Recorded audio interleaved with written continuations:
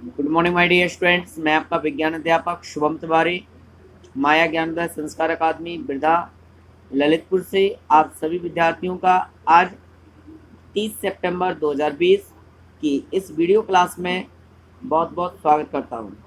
विद्यार्थियों, कल जैसा कि हमारा आप लोगों ने जाना कि रुधिर कणिकाओं के बारे में, लाल रुधिर कणिकाएं, श्वेत रुधिर कणिकाएं एवं रुधिर प्लेटलेट्स, तो इसके बारे में आपने जाना कि लाल रुधिर कणिकाएं क्या होती हैं, कैसे इनका निर्माण होता है, हमारे शरीर के किस भाग में इनका निर्माण होता है और कहाँ से इनकी जो आकार आकृति होती है वो कैसी होती है। तो इसमें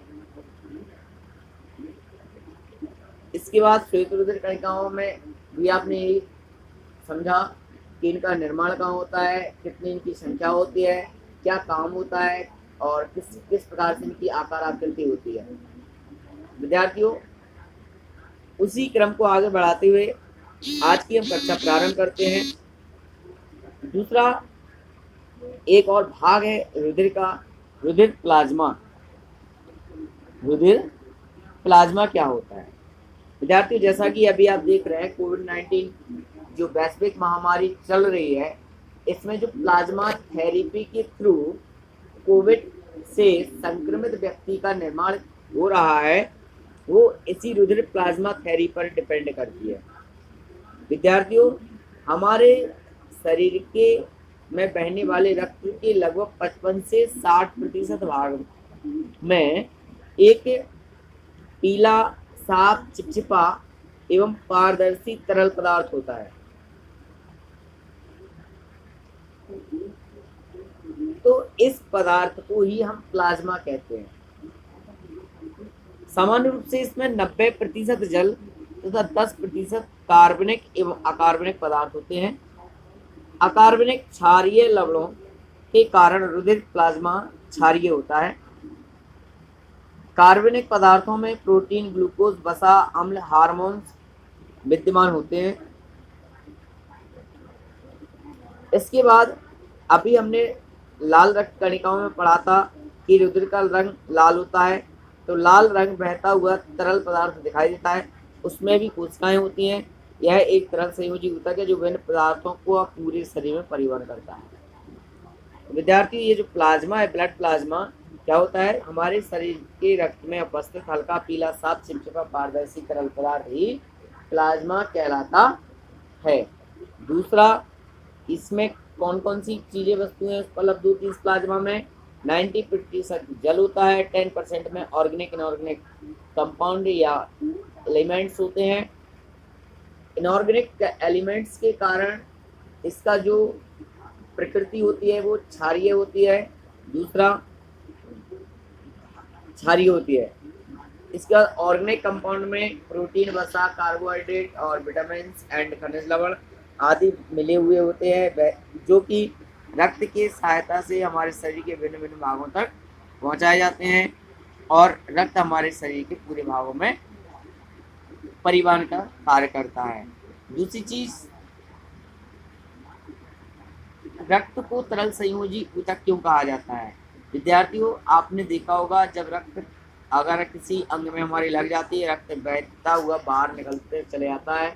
यह तरल यानी पानी के जैसा थोड़ा सा चिपचिपा होता है और बिल्कुल द्रव अवस्था में होता है, इसलिए इसको तरल संयोजी ऊतक कहा जाता है। ऊतक क्यों कहा जाता है विद्यार्थियों? क्योंकि जो रक्त है उसमें भी छोटी छोटी कोशिकाएं पाई जाती हैं और इस कारण से इसे तरल संयोजी ऊतक की संज्ञा दी गई है। अब विद्यार्थियों, बात करते हैं रुधिर का जमना तथा इसके लाभ। अभी आपने देखा था रुधिर प्लेटलेट्स। रुधिर प्लेटलेट्स का काम क्या होता था? रुधिर की प्लेटलेट्स का काम था थक्का जमाने का, थक्का बनाने का। अगर चोट लगने के कारण कहीं से रक्त का बहाव होता है तो हम देखते हैं कि कुछ समय के पश्चात वह रक्त का बहाव स्वतः ही रुक जाता है। ऐसा क्यों होता है? तो आइए जानते हैं रक्त के बहाव का रुकना और जमना और इसके लाभ क्या है। तो शरीर के किसी अंग के कट जाने पर रुधिर बहने लगता नहीं, रक्त बहने लगता है। इसका कारण क्या है? रक्त नलिकाओं के कट जाने से रुधिर बाहर निकलकर बहने लगता है बहता रक्त थोड़े समय बाद गाढ़ा होने लगता है और अंत में एक परत की तरह कटे स्थान के ऊपर जम जाता है।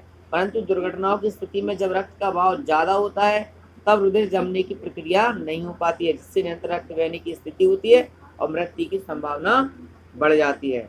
तो विद्यार्थियों, रक्त के जमने का लाभ क्या है? सबसे बड़ा लाभ यही है कि अगर आपका किसी अंग को किसी कटा हुआ है या प्रॉब्लम है या कहीं छिल गया है और वहां से रक्त बह रहा है, और अगर रक्त अधिक मात्रा में बहेगा तो वह जमेगा नहीं, और जमेगा नहीं तो रक्त बहता रहेगा। बहते रहने के कारण से आपके शरीर में रक्त की कमी हो जाएगी। कमी होने के कारण आप कमजोर पड़ने लगेंगे और अंत में होगा क्या?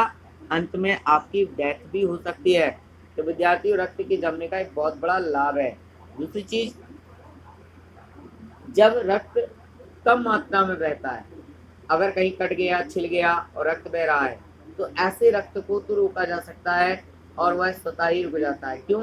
रक्त धीरे धीरे बहता है और आप देखते जाते हैं कि वह गाढ़ा होने लगता है। गाढ़े होने के पश्चात एक समय ऐसा होता है कि वह रुक जाता है, बहना उसका बंद हो जाता है। तो विद्यार्थियों, जब एक्सीडेंट की घटना होती है, दुर्घटनाएं होती हैं, तो उसमें क्या अधिक मात्रा में रक्त बहता है, लग जाती है, तो रक्त का बहाव नहीं रुक पाता, मृत्यु हो जाती है। तो ये सबसे बड़ा साइड इफेक्ट है रक्त के ना जमने का और जमने का। अब रुधिर जम जाता है, कैसे जम जाता है? आइए, रुधिर का जमना एक रासायनिक अभिक्रिया है।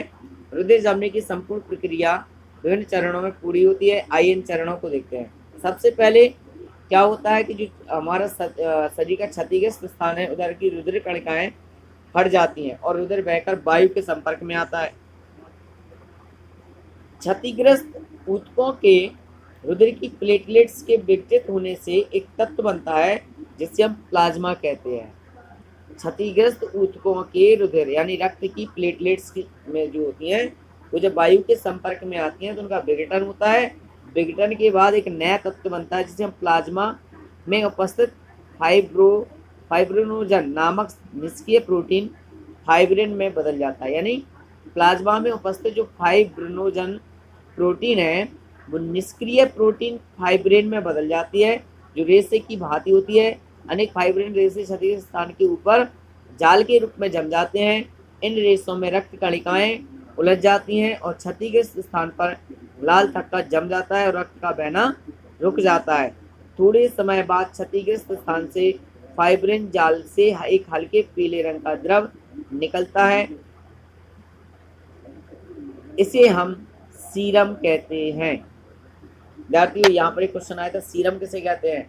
तो क्षतिग्रस्त स्थान से फाइब्रिन जाल से एक हल्के पीले रंग का जो पदार्थ निकलता है उसे हम सीरम कहते हैं। आपने देखा होगा, इसको आप पस भी बोलते हैं, कुछ लोग मवाद बोलते हैं। तो ये सी को हम क्या कहते हैं? सीरम कहा जाता है। तो विद्यार्थियों, रक्त के जमने की जो क्रिया है वो एक रासायनिक क्रिया है। जब हमारा शरीर का क्षतिग्रस्त स्थान से रक्त जो बहता है वह रक्त वायु के संपर्क में आता है, तो वहाँ पर उपस्थित रक्त में उपस्थित जो प्लेटलेट्स हैं उनका विघटन हो जाता है। विघटन के पश्चात प्लाज्मा में उपस्थित जो फाइब्रिनोजन नामक प्रोटीन होता है वह निष्क्रिय फाइब्रिन में बदल जाता है। फाइब्रिन में बदलने के बाद उसमें होता क्या है कि वह धीरे धीरे एक रक्त की परत उस स्थान पर झिल्ली नुमा आकृति में जम जाती है और हमारा रक्त का बहना बंद हो जाता है। तो विद्यार्थियों, इस प्रकार से रक्त का जमता है। अब बात करते हैं रुधिर वर्ग की, और रुधिर वर्ग का महत्व क्या है। विद्यार्थी, इस टॉपिक को समझने के लिए कल पुनः इसी समय पर उपस्थित होकर के क्लास को आगे बढ़ाऊंगा। तब तक आप सभी के लिए बहुत बहुत शुभकामनाएं, बहुत बहुत धन्यवाद जुड़ने के लिए और आज की वीडियो क्लास में शामिल होने के लिए। Thank you very much.